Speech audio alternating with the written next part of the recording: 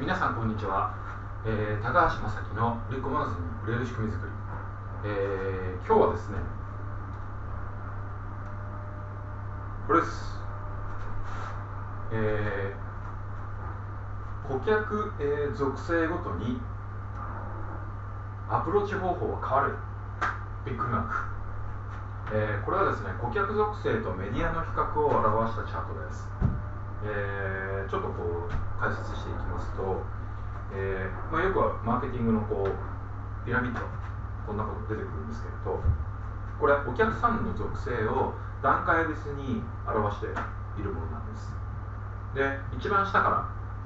これはですねまずはそのうち客潜在顧客って書いてあるんですけれど、赤の吹き出しのところを見てください。これまだ具体的に欲しいと思ってない、あったらいいなってでも思ってるんです。潜在的にあったらいいなと思ってるんです。でこの人たちはまだ検索しないんですよ。自分たちでスマートフォンとかパソコンを使ってまだ検索をしてこない。具体的にじゃあこの人たちにアプローチするのはどんな風にしたらいいかなっていうところなんですけれど、もう広告しかないです。広告これはインターネットの中の広告もあれば、街を歩いてる看板もそうだし、電車の中の中吊り広告もそうだし、バスの中の広告だったり雑誌だったりテレビだったり、そういうの全部そうですよね。なんとなく行動をしていたらたまたま目に飛び込んできた、これいいじゃんと、あったらいいなって思ってた、これじゃんまさにっていう、これですね。この属性の人たちまだ検索をしないというのがポイントです。そこにアプローチするためにブログ書いたり Facebook 書いたりしたってこれアプローチできるはずがないんですね。この人たちに対して。だからここは広告、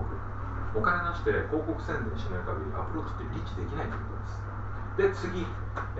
その人たちがいいな欲しいなとか具体的になってくるとですね、見込み顧客になってきます。見込み客、今すぐ客なんて書いてありますけれど、欲しいなとでその人たちっていうのはここに書いてあるように初めて検索をし始めます。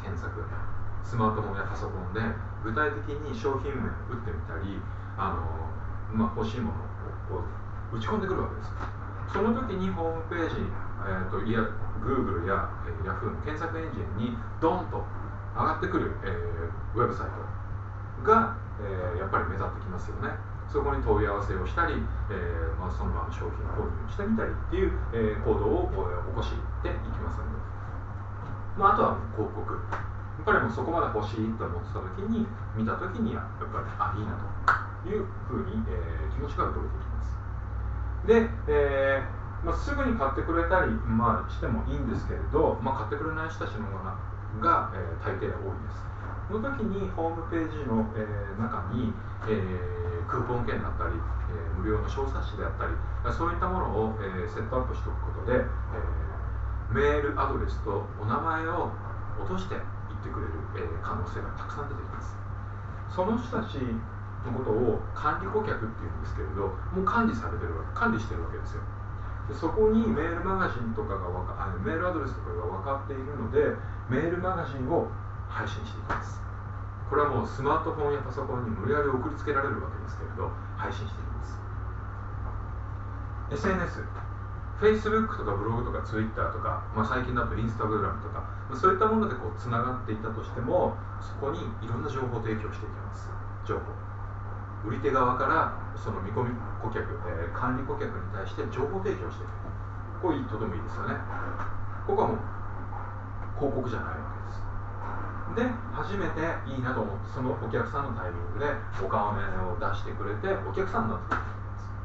けです。で特にお店さんなんかはそのお客さんにリピートしてほしいわけです。もっともっと何回も足を運んでもらって、売上高を上げていきたいといった時に、じゃあどういう方法でアプローチするか。これもう広告じゃないです。メルマガとか SNS、 ソーシャルメディア関係、こういったもので、情報を常に定期的に与えながらですね、接触を図っている。そうするとまたいいなと、いついつキャンペーンやってんだな、フェアやってんだな、じゃあ行ってみようかな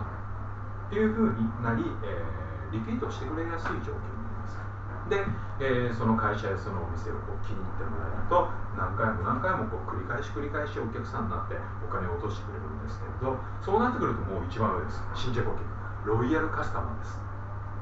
ロイヤルカスタマーになってきたら、その人たち専用に今度は特別なメルマガであったり、こういう動画でもいいです。YouTube を使った動画配信をしてみたり、ユーストリームを使った、生中継、リアルタイム配信をやったっていいですし、とにかくですね、他の人たちとはちょっと別のものをくくって、配信情報提供していくといいんじゃないかなというところです。ということでまとめるとですね、最後、これです。黄色い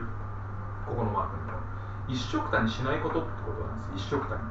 全部顧客の属性ってこれバラバラこう段階がこうあるので、この人たちに対して例えば Facebook だけで一気になんとかできないかなとか、